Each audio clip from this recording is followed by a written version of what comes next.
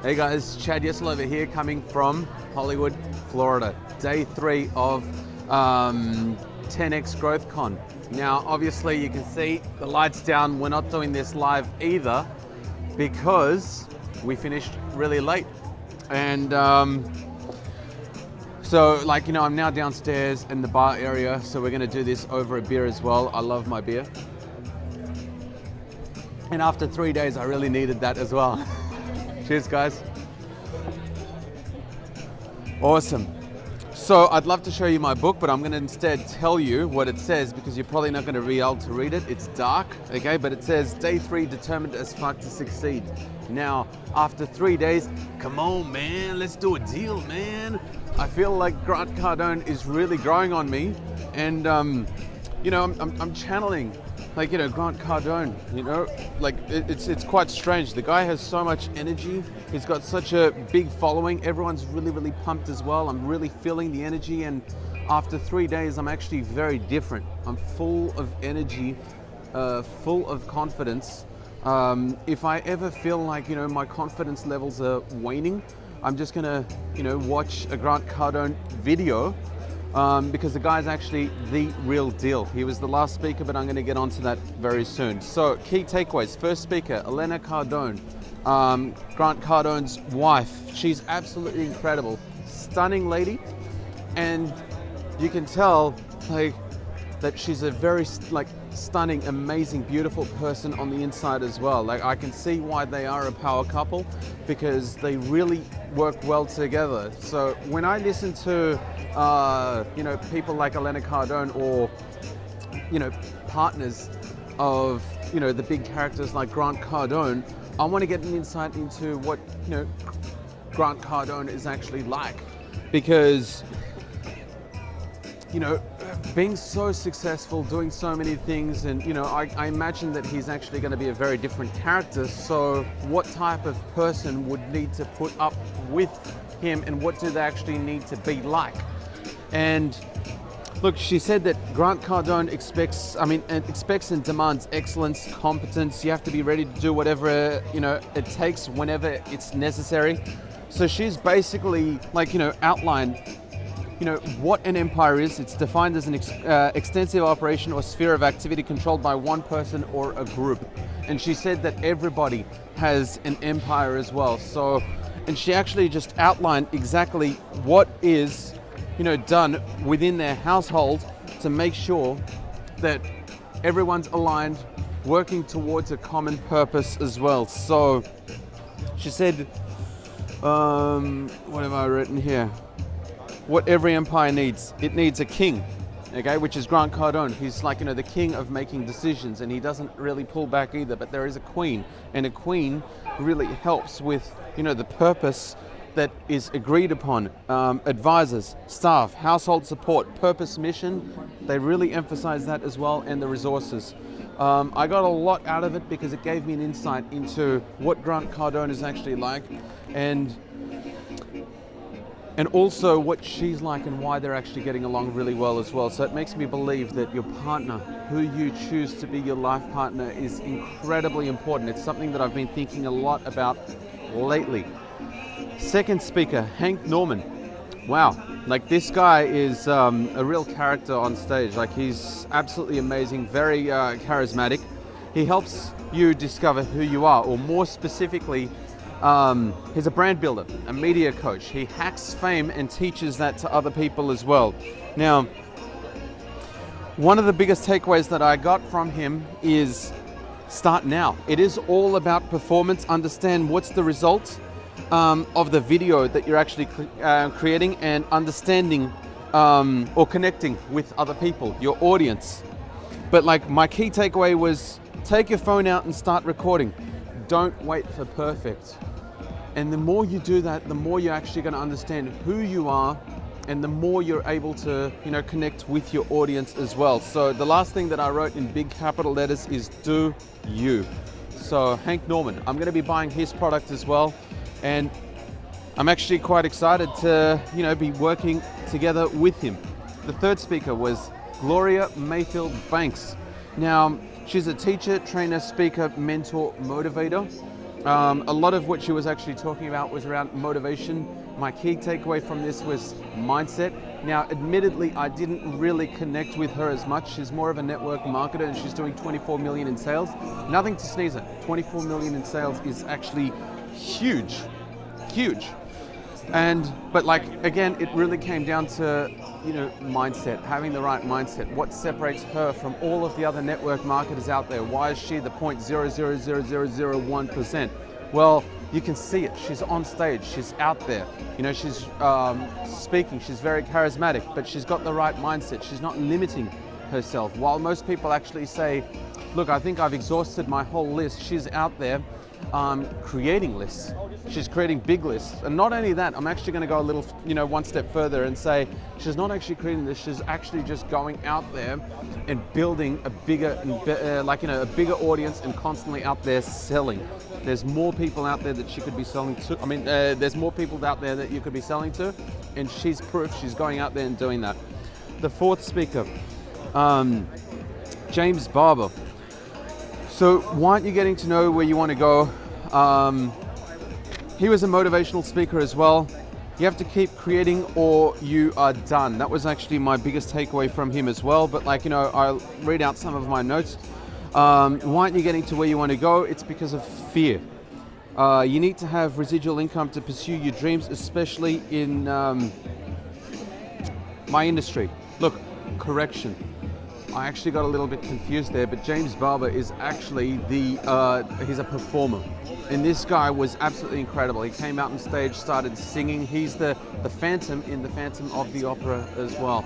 And look, one of the things, and I've written down a lot of notes about him as well, and the one thing that really stuck with me is you need to keep creating or you are done. Now, why was this a big thing that I actually highlighted in my notes is because there are a lot of famous people out there after they finish their, their role in a particular, series, they may not necessarily get another job again. Or if they're a sports star and, time comes to retirement, usually these guys retire early, like by 30, 32. Tom Brady is 39 years old, but not many people actually reach that age. So what happens afterwards? He was talking about, creating, doing more, getting out there. So he's doing network marketing on the side as well. He's doing a lot of public speaking gigs. He spoke about building his own profile through his fan page as well. But ultimately, it's coming down to, constantly creating more by going out there and starting, things like network marketing and speaking gigs. He was able to realize that, what he had above everyone else was the ability to create residual income that other people in his position, performers, athletes, are lacking. So he's coaching them as well. I absolutely love that. So thinking outside the box and asking himself what more he can actually do. The next speaker was Tim Storey, a motivational speaker. That's why I got a little confused a little earlier. Now, Tim Storey, again, big character. He mentions a lot of big names that he's worked with as well. Quincy Jones, Kanye West. Andrea, can you remember some other big names that he's actually worked with as well? No? Look, there were so many names that were actually thrown out there. He's done work with Oprah as well. Jay-Z. There was definitely Jay-Z as well. But obviously, the guy's worked with some big names. He revealed his secret as to how he actually worked with these names as well. So that's actually among some of the things that he's actually spoken about. His presentation skills and connecting with the audience really struck me. I was thinking about it a lot. So every time after he said a word, or he'd repeat words like sit, stand, walk, run. Now repeat after me. Sit, stand, walk, run. So he commanded that attention from his audience. And at the end, they basically asked him, how did you actually do that? It was through trial and error. So when he was speaking to athletes, he'd say, sit, or listen to me, look in my eyes. And at that moment, they'd look into his eyes, and he realized, wow, this is actually working. So he started using that with his audience as well. But, the previous, Gloria was a motivational speaker as well, but like, Tim really stood out. Like, he actually got my full attention. I wrote a hell of a lot more notes as well. So it was actually really, really cool. And the other thing that I actually got from him was how he actually worked with these celebrities. So he didn't target them specifically, which is what most people would actually do. He targeted their children. Or he actually came across their children by accident, fluke. But one way or another, he was constantly doing his thing. He obviously sharpened his craft. He was delivering a great product, and he himself is a charismatic person as well. But after he delivered a great result, an outcome for those kids, they obviously spoke to their parents, and those parents and their kids obviously referred more and more celebrities to him as well. But he's got some amazing names that he's worked with as well. But one of the things that he said, owning up to who I am and rightfully being where I deserve as well. So he actually genuinely believed that he needed to be successful, and so everything that he was doing, all of his actions were aligned towards that purpose as well. The next speaker after that, Jay Abraham. Wow. I was so excited to actually be part of the audience and hear Jay Abraham speak as well, because I've seen so many of his YouTube videos. So many marketing principles have been attributed to him as well. The risk reversal, which I use a lot. And, I guess because it was a Q&A session, people were asking very specific questions about their own businesses as well. I thought that it would get really technical, so I kind of thought, okay, let me see what questions are being asked before I think about anything, because I was thinking about my situation, how can I increase or improve the referral system process in my company? Or how can I improve the sales process? I thought, let's see what, questions other people actually have. And he did actually touch on those topics. And although he does get a little bit technical about some of these things, he actually, one of the things that he said was, how do you scale a local business? This is something that actually was quite simple, and I guess, it touched me more than most of the other things that he said as well. He said basically, create systems and processes better than your competitors and offer them to businesses similar to yours in different locations and take a fee and a commission, which is really, really cool. Obviously, that's not going to be able to happen unless your offering is 10 times better than anything else out there as well. Look, I'm actually going to read this as well, but he said, become the authority in your space. You need to become the dominator. Find the people who can breathe life into your business, so work with much bigger players. And he said, when you are engaged in a sales transaction, our business is determined by word of mouth. We save money in marketing by reinvesting the business to offer better service. If we deliver what we promise, we ask. Okay, so this was actually something that I wrote regarding referrals. So he said, look, after you've delivered the service, or before you actually deliver the service, just say to them, look, our business runs on a referral process as opposed to investing the money in marketing. So if we deliver what we promise, we ask you to refer to good quality clients that are similar profile to yours. Now, there'll be two fees if you're not interested. One is, the lower price if you're happy to make that referral, or two, the higher price if you're not happy to do that referral, because, we'd have to make up for the marketing costs. And again, that's using his technique, risk reversal, which I thought was really awesome as well. So I wrote that down as well. Another thing that he said, you don't have a debt problem, you have an income problem. So anyone who actually says, I can't afford it, that's a different way of thinking, and I absolutely love that as well. Now, the next speaker after that was Jared Glant. Now, this guy's young. He's full of energy. He's the VP of sales for Grant Cardone, and his talk was basically, how do you find an A player like him, and how as a company do you attract A players like him as well? So he said you need to create the magnetic pull in your company to attract the right people. And I mean, how do you do that? By really building your presence, becoming that authority, be the person that actually stands out, that creates value for your team. So they actually say, look, I want to be part of that person's journey as well. And if I'm part of that journey, I know that I'm going to win as well. So that was like, the key takeaway. The other things that he mentioned were like, the 10X principles in Cardone Enterprises as well, that they all basically live by. I guess, it's their culture, but action over planning. Make the decision and figure it out later. So they really value that. 10X consequences of action versus non-action. Like, I'm willing to live with the consequences of action versus no action. That was awesome. Number 2, targets. Everything they do has a target. So phone calls, sales. That was awesome as well. So he said, incentivize your team to make sure that everyone's aligned with sales. Number 3, assume responsibility. You can't control that which you refuse to accept responsibility for. People don't want to travel to an offline seminars. Okay, so basically, take responsibility. He basically said in 2008, 2009, Grant Cardone was working in offline seminars, but around that time, they had to make a big decision because there was a life-changing moment.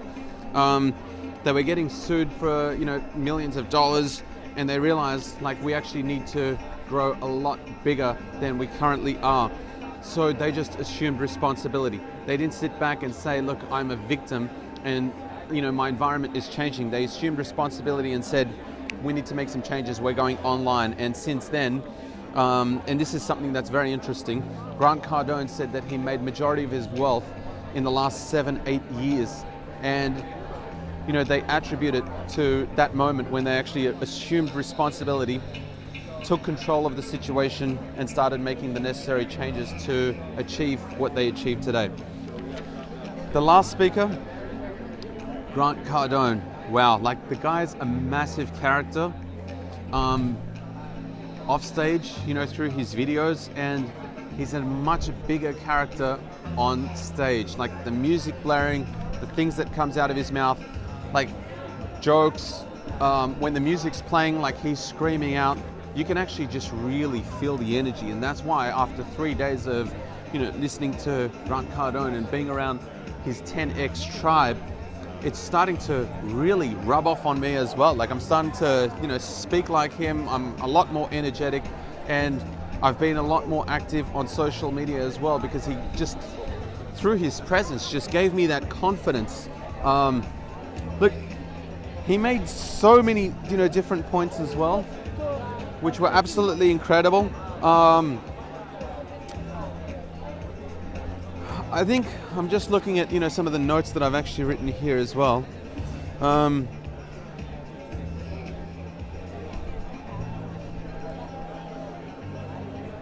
right. So he said, like, I'm just looking through because I wrote many different things, but I'm just going to read out like what's in here. He said, invest in what you know, because it's, people can't take that away from you. So even if he were to absolutely lose everything, because of what he knows, he can always create more. So he said, look, if you've got your last $20,000, invest your $20,000 in my program. Go down to your last penny. If you need to borrow money, borrow money. I thought it was a very powerful sales pitch. But in the end, it came down to this point that he made. If you don't have a debt problem, it's an income problem. You're not thinking about exchanging in abundance. You're not thinking about actually making money. You're not investing in your knowledge. It's because you don't know. And that's the fear. Because you don't know, that money is going to be gone and you're never going to be able to replace it. Whereas if you invest in your knowledge and give it, your last penny, or if you have to borrow money, even if you have to go into $300,000 debt, he said, like, if you're going to go into debt, you may as well make it a very big problem, a $300 million problem. That'll give you an idea as to his character. But he said, invest as much as you can in knowledge, so you know. And, he reads books every day. He said he doesn't analyze 60 different characters at one moment in time. He's probably focusing on about 5 different characters. But the second thing that I got from him is ruthless. you need to be absolutely ruthless about results, about discipline, among many other things as well. So how do you actually be ruthless? I wrote this big bold letters. Tell people the truth about you. Make sure that you've got the right team who are aligned to your purpose that you create. And he basically finished off with 10x everything. I got so much from the 3 days that I've actually been here. I'd say, like, you know, the price tag of paying $1,500 US and being in Hollywood, Florida, I already got my money's worth probably halfway through the first day. Like, firstly, by paying that amount of money, you're sorting the people. You're getting people who are a lot more committed to success, who don't hold back, who don't have as much fear, who are that much more determined to create a change, who are much more receptive to the information and knowledge that's actually being presented. And like, I got a lot from that. There's speakers. There was a big variety of speakers as well. Like, there's a violinist. There's like a theatrical performer as well. Motivational speakers, like coaches. You know, worked with Michael Jordan, Kobe Bryant. There was such a variety of speakers that I feel like they covered a very broad section of the spectrum, because it's not just about listening to salespeople, it's not just about listening to business people. I mean, at the end of the day, when I'm creating, you know, this video, or when Grant's creating these videos, it is performance. You need to stand out from the crowd, and you're going to get a much better understanding by, you know, watching a violinist on stage. I got the opportunity to speak to Roddy Chong as well, so I've got an interview as well. I've got an interview with him as well, so that'll be posted. Stay tuned for that one. But like, the guy stood out more than anyone else there. He was absolutely incredible, and he shares that in the video that I created as well. But like, seeing him on stage made me think very differently. There was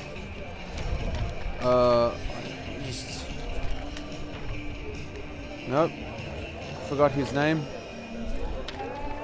I actually bought his product, so I can't believe I actually forgot his name. Hank Norman. Hank Norman. Yeah. So like, he's a media coach, and you know, he works with actors. But he said, like, now if you want to own the media, you need to create your own content, and you need to get in front of people, build your authority, become like, you know, you are the expert, so start creating. Get into that straight away. Like, such a broad spectrum of people, yet the message seems to be the same. However, these people have very different ways of displaying these various skill sets. So when you're watching, like, you know, the violinist and how he's so explosive, and he mentions in my interview about how he enters the stage and exits the stage, really, really insightful. But this is something that I'll really look to implement as well. Like, absolutely incredible. I mean, the $1,500 US makes me feel like it's a steal. It's so cheap. There's so much value to be had when you surround yourself with the right people, and I feel like I've done that here, and I hope through the video that I'm sharing with you that you get some value out of it as well. So for now, over and out from Hollywood, Florida. Take care, guys.